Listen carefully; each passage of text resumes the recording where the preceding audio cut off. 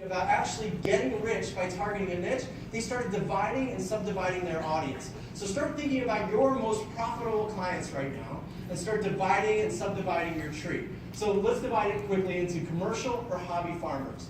If you are going to attract or talk to commercial farmers, you have to use a totally different type of language than a hobby farmer. A hobby farmer is just someone who has some extra land and some time on the weekend and wants to do something with that stuff, right? They don't do it Monday through Friday, they just do it Saturday and half a Sunday and then they drink beer. That's a hobby farmer, okay? So let's go down the hobby farmer tree. They could go after rural hobby farmers who have different kinds of size lands, different needs, or they could go after suburban hobby farmers. Now most of their retail outlets are in suburban areas, so they're interested in suburban hobby farmers. Okay, let's go one more division. They can go after people who love agriculture, like the guy who wants to grow some corn and some tomatoes and some basil, and then make like grill on Saturday, right? Like, that's agriculture, the guy who wants to grow stuff, or the guy who's interested in livestock.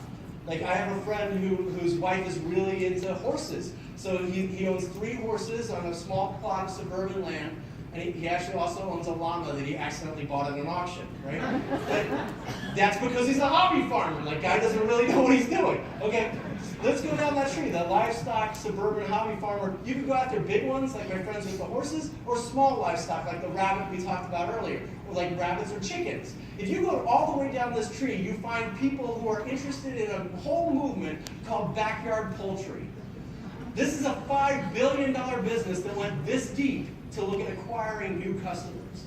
If you go this deep, you will find a guy called the Chicken Whisperer. His name is Andy Schneider. He's from Atlanta, Georgia, and he's really into backyard poultry. So he actually is pretty credible. He wrote a book on Amazon. You can find it called The Chicken Whisperer's Guide to Keeping Chickens. It is the #1 bestseller in its category on Amazon. And there is another book, so he outsold the other guy. It's pretty impressive. But that's not really what makes him great. What makes him great is he actually hosts an online radio show 4 days a week, 2 hours a day, live on the radio. He has a calendar all about the guests that he's going to have on. All right, like the chicken doctor is in on every Monday. Why? Because if you're a hobby farmer and you find out your chicken got frostbite on Sunday, you wait and you call the vet on a Monday through the Chicken Whisperer. It's really amazing to listen to the 2-hour show. He has 20,000 weekly listeners. He has an audience of people who tune in every week to listen to the radio show. And not only that, he has a huge fan base of people in the real world. These are people who meet up once a month all over the country to actually hang out and talk about their backyard poultry. And they bring their friends. Look at that, 2,000 people in Austin are members. About 300 people every month meet up to talk about their chickens. Not only that, he actually has a huge Facebook fan base, 200,000 people. He talks about nothing but chickens all day long on Facebook.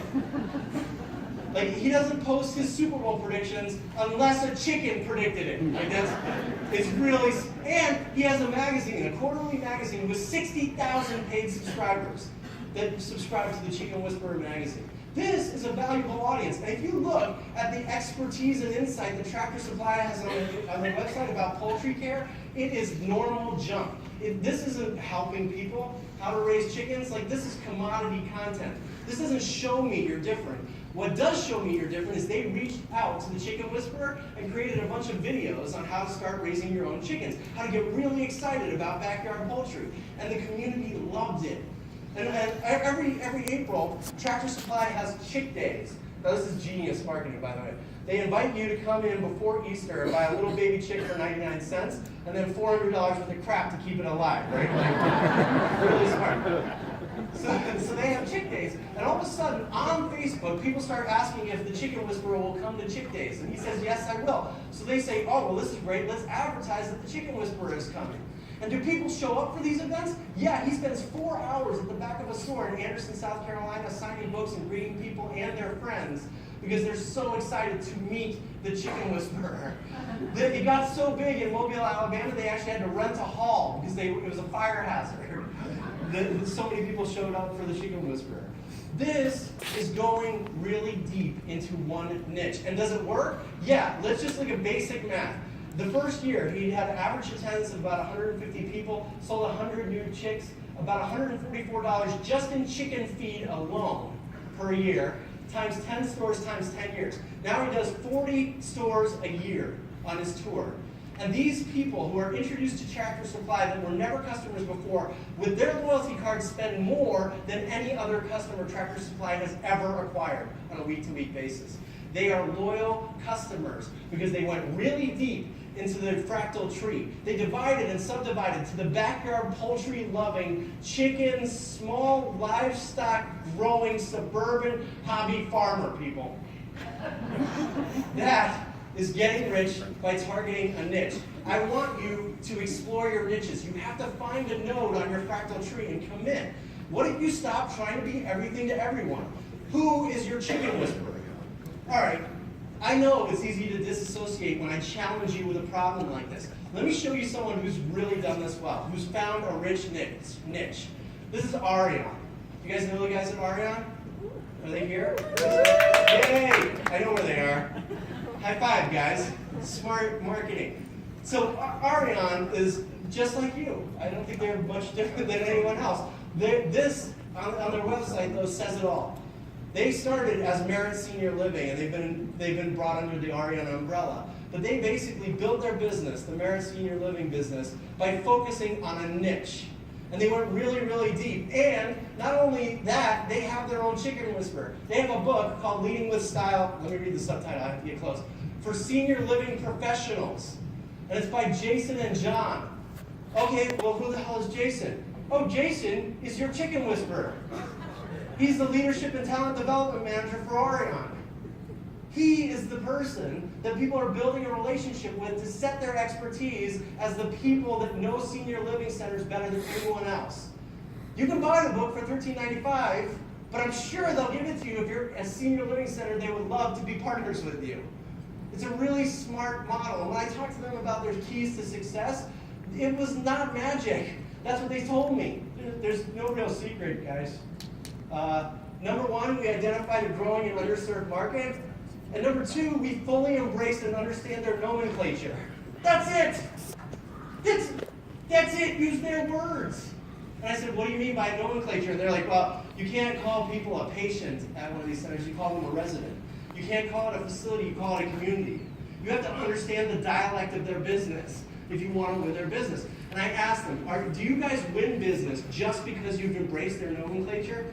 And they said unequivocally, yes. Anecdotally, but unequivocally, yes. They know they win business because they know their business better than anyone else. That is going deep into a fractal node and building a premium business that's focused on a niche no one else is serving just because they know the nomenclature.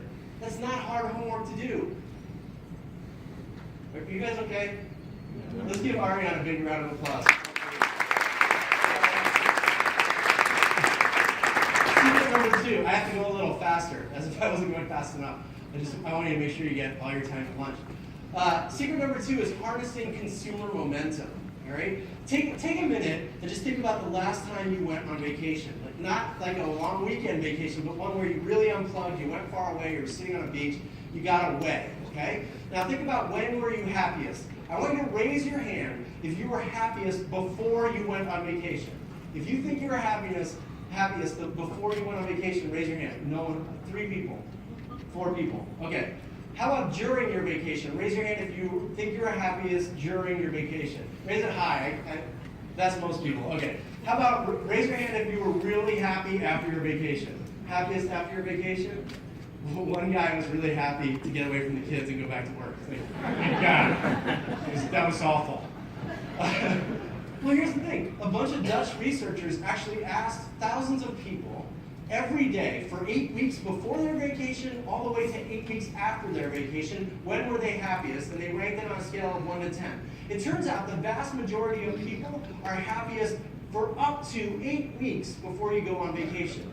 Now think about why that is. When you check into the hotel that you've seen pictures of online, you've got their brochure in hand, and you're waiting for that flowing breeze and the white curtains with the beach view, and you check in and you drag all the kids and all the crap up to the room, and you open the windows and it's the parking lot. How much happier are you than when you remembered and expected what you were about to get? It's an amazing thing, and it's actually a term they call hedonic decline. The idea is that wanting is better than having. And in retail, they call this the satisfaction of browsing. This is a great quote. Happiness is not derived from acquiring the item or the item itself, but from targeting it, wanting it, and anticipating its arrival into your life. Now the problem with this is if you sell a product or service, wanting your product or service doesn't make much money. You have to get people to buy it, right? So you actually have to create and maintain the sense of longing for whatever it is you provide. You have to avoid hedonic decline by maximizing anticipation, just like the implosion. I want you to think about the experience being more satisfying than actually buying the service you provide. And when you start thinking this way, it changes what you deliver. Let me show you the consumer momentum curve, and I'll walk you through a quick story. But there's 4 phases on this scale. The scale is essentially 0 is enthusiasm, 0 means I forgot completely what I bought and I don't actually care. 100 is I've never been more excited about this product or service in my life. Okay? That's the enthusiasm scale. Wait, you want a picture of that? That was good. Okay. So when you buy something, you are at the 50 on the enthusiasm scale. I don't care what it is. Even when you set up a meeting to meet with a prospect, you're at a 50. It is your opportunity to get their anticipation higher or let it drop or just maintain it at 50. I actually, this happened to me when I bought Rock Band 2. Rock Band 2 is like a video game with fake instruments where you sing songs and get points that don't matter. It's a great game. But I ordered Rock Band 2 from Amazon, and when I ordered it, I was excited. I was at a 50 on the enthusiasm scale. But the minute I get the email from Amazon that says, hey, your credit card wasn't declined, I'm like, man, that's awesome. I'm at like a 58. I'm like, that was enthusiasm. Then they say, hey, we've got a tracking number, it's shipped. I'm like, man, I'm at like 63. It's actually on the way. Then I click the link. I go to see the tracking number and it says, no, it hasn't registered yet. It's not actually shipped. I go back down to like a 53. I'm like, oh crap, it's not really on the way.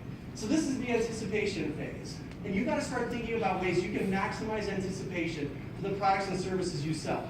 Now eventually this thing actually gets to my door. And I was at the office, it was 3 o'clock or so in the afternoon. I get the email that says we've delivered it to your house.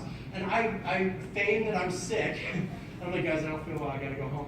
I go home, I start unpacking Rock Band 2, and now I've entered the honeymoon phase. I will never be more excited about Rock Band 2 than the minute I started unboxing it, reading all the instructions, getting every instrument out, putting it all together, getting a band set up in my living room. My wife was out of town for the weekend, so it made it even more fun.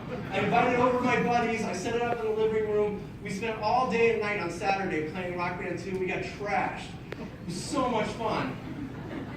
That is the end of my honeymoon phase, right? My first experience with the product or service.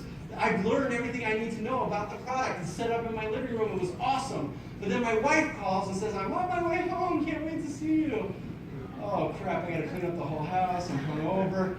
So all of a sudden, my enthusiasm starts to wane, right? It's not the product's fault. It's my life is getting in the way. And this happens. The minute you leave a prospect's meeting, they go back to their real life. You have to maintain the inspiration and remind them how great they felt the minute you left. What you're going to do to help deliver an experience that will change their business. How do you maintain that inspiration? Eventually, my wife says, hey, this looks cool, but can you move it and put it in a box? We have people coming over. I'm like, okay. Then I put it in a box, I put it in the dining room. Then we have fancy people over for Thanksgiving. I'm like, oh crap, I gotta move this. Where do I move it? I move it to the basement, my friends. It's in the basement. How often do you think I'm gonna dig through this crap to go play Rock Band 2? Yeah, not very often. Like, I'm at the end of my inspiration curve, and eventually, very rapidly in fact, it's in relegation, the point of no return, where I'm not enthusiastic about the product before, and I put it on Craigslist and sell it to some random guy, right? Who I hope is back at the beginning of the enthusiasm phase. You have to combat hedonic decline. You have to understand and affect and measure consumer momentum. I want you to think about your interactions with your clients and what are you doing to actually maintain that inspiration and help them anticipate what you've got coming next. What does your client momentum curve look like? Think about it and actually affect it. I want you to embrace and harness consumer momentum. All right, secret number 3. We have 2 more secrets. Are you guys going to make it? Yeah. I'll do it.